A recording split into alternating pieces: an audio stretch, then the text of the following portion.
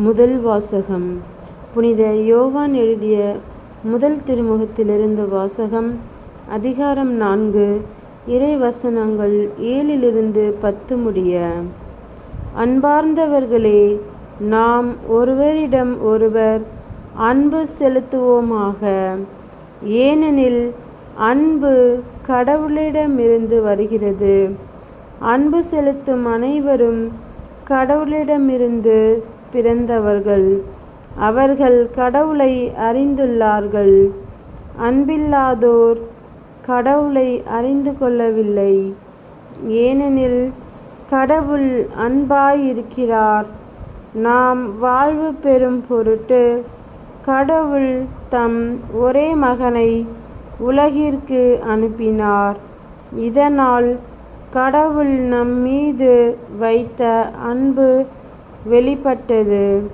நாம் கடவுள் மீது அன்பு கொண்டுள்ளோம் என்பதில் அன்று, மாறாக அவர் நம் மீது அன்பு கொண்டு தம் மகனை நம் பாவங்களுக்கு கழுவாயாக அனுப்பினார் என்பதில்தான் அன்பின் தன்மை விளங்குகிறது.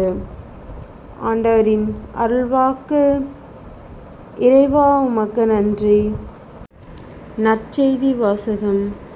புனித மார்க் எழுதிய நற்செய்தியிலிருந்து வாசகம். அதிகாரம் 6, இறை வசனங்கள் 34-44 முடிய.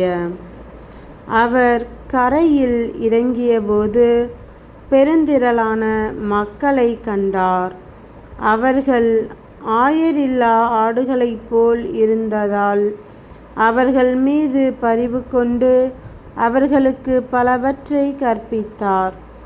இதற்குள் நெடுநேரமாகிவிடவே சீடர் அவரிடம் வந்து, இவ்விடம் பாலை நிலமாயிற்றே, ஏற்கனவே நெடுநேரமாகிவிட்டது. சுற்றிலுமுள்ள பட்டிகளுக்கும் ஊர்களுக்கும் சென்று உண்பதற்கு ஏதாவது அவர்களை வாங்கிக் கொள்ளுமாறு நீர் மக்களை அனுப்பிவிடும் என்றனர். அவர் அவர்களிடம், நீங்களே அவர்களுக்கு உணவு கொடுங்கள் என்று பதிலளித்தார்.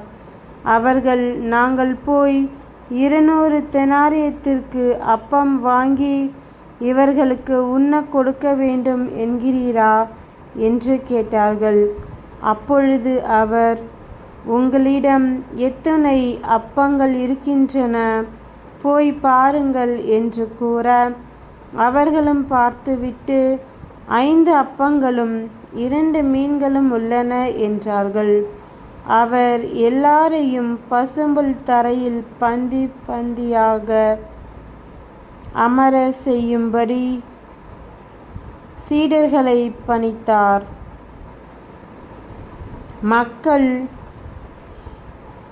100 பேராகவும் 50 பேராகவும் வரிசை வரிசையாய் அமர்ந்தார்கள்.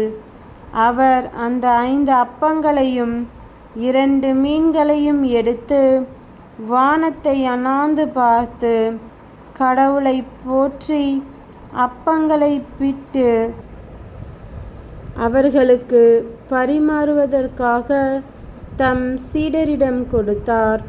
அவ்வாறே அந்த 2 மீன்களையும் எல்லாருக்கும் பகிர்ந்தளித்தார். அனைவரும் வயிறார உண்டனர். பின் எஞ்சிய அப்பத்துண்டுகளையும் மீன் துண்டுகளையும் 12 கூடைகள் நிறைய எடுத்தனர். அப்பம் உண்ட ஆண்களின் தொகை 5000. கிறிஸ்துவின் நற்செய்தி. கிறிஸ்துவே, உமக்கு புகழ்.